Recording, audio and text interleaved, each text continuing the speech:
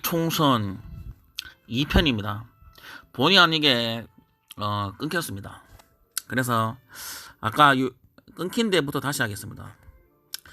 황교안은 90석이 되든 100석이 되든 어차피 이번에 당선은 물 건너갔습니다. 그러면 황교안이가 할 수 있는 게 뭘까요? 또 바깥에서 원외 집회를 나가는 수밖에 없죠. 태극기 송족이 이스라엘을 흔들며 대선을 준비하지 않겠습니까? 이게 바로 미통당의 미래입니다. 그러면 우리 20대 때 이미 보았습니다. 4+1이라는 연합체를. 의석수는 열린 우리당 때보다 152석보다 조금 많은 163석이었지만 자유당을 왕따시키고 모든 입법을 다 통과시켰습니다. 저는 이걸 보고 느꼈습니다. 자유당이 존재하나 양당제, 양당제는 대한민국이 만국으로 가는 거라는 걸. 그래서 미통당이 존재하는 한 다당제로 가야 됩니다. 양당제가 아니라. 민주당이 150석을 얻든 200석을 얻든 야당과 교섭하지 않으면 독재라는 비난을 면하기 힘듭니다. 그렇기 때문에 분명히 건전한 야당이 존재해야 됩니다. 민생당도 살려야 하고 정의당도 살려야 합니다. 시민당은 어차피 해체될 당이니 논의로 하고 열린민주당이 교섭단체가 되어서 건전한 야당으로 공수처장을 뽑을 때 꼭 한 표를 행사해야 된다고 생각합니다. 그렇지 않으면 야당목 2명이 미통당이 다 가져갑니다. 그러면 절대 공수처장은 4년 이후에나 볼 수 있습니다. 이번에 못 봅니다. 이 공수처도 180석으로 다시 180석을 넘는다면 다시 뜯어 고쳐서 국민선거로 붙여야 합니다. 그러니까 국민이 직접 사법 권력도 투표를 해야 된다는 겁니다. 제가 알기로는 1960년 4.19 혁명이 일어났을 때 사법부도 선거를 하려고 했었습니다. 그러나 5.16으로 인해서 입법부까지 장악당했죠. 유신헌법이라고. 유신헌법에 보면은 3분의 1도 박정희가 뽑았습니다.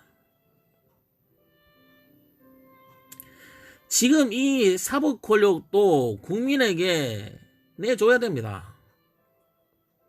실제로 미국의 다는 아니지만 어떤 주들은 사법 권력도 국민이 뽑습니다.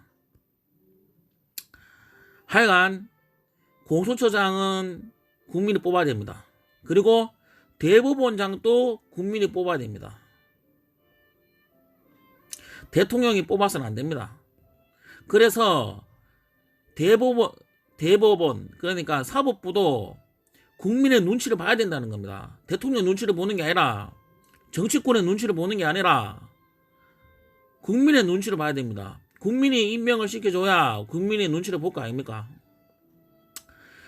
입법부, 행정부, 지방행정부까지 전부 국민이 직접 뽑는데 왜 사법부만 국민이 뽑지 못한단 말입니까? 사법부야말로 진짜 국민을 위해 국민의 눈치를 보는 기관으로 바꿔야 되지 않습니까? 법이 있으면 뭐합니까? 돈 있고 빽 있는 사람은 전부 무죄로 풀려나지 않습니까? 김학의 보십시오. 김학의나 저는 N번방이나 똑같다고 봅니다. 근데 김학의 무죄 아닙니까? 둘 다 손폭행인데 왜? 만약 국민이 직접 사법부를 뽑으면 절대 법에 위반되는 판결을 하지 못할 거라고 생각합니다. 그러니까 국민 산식에 위반되는 판결을 못할 거라는 게 제 생각입니다. 이번만큼 이 선거는 대한민국이 전진하냐 후퇴하냐의 기로에 있는 중체제한 대한민국 운명과 같은 대한민국 5천년 역사를 좌우하는 중대한 선거라고 저는 생각합니다. 어차피 미통당이 10석이든 100석이든 존재할 수밖에 없는 상황입니다. 21대 국회는 민주당이 4 플러스 1처럼 정의당, 열린당, 민주당, 그리고 열린민주당, 그리고 민생당 또는 안철수까지 포함해서 모든 법안을 통과시켜야 한다고 생각합니다. 물론 안철수는 반대하겠죠. 그러나 안철수는 그나마 국민들이 압박에는 못 이깁니다. 그러나 미통당은 국민을 무시하죠. 35% 믿으니까요. 모든 법안을 통과시켜야 합니다. 어차피 안철수는 의석이 많아봤자 3석입니다. 3석. 그래도 포함시켜야 민주주의를 할 거 아닙니까? 독재라는 말을 피할 거 아닙니까? 미통당을 왕따시켜도 안철수까지 왕따시키면 안 됩니다. 독재. 이게 가장 경계해야 될 민주주의의 악의 축이기 때문입니다. 미통당을 또 장애로 나가게 만들어야 됩니다.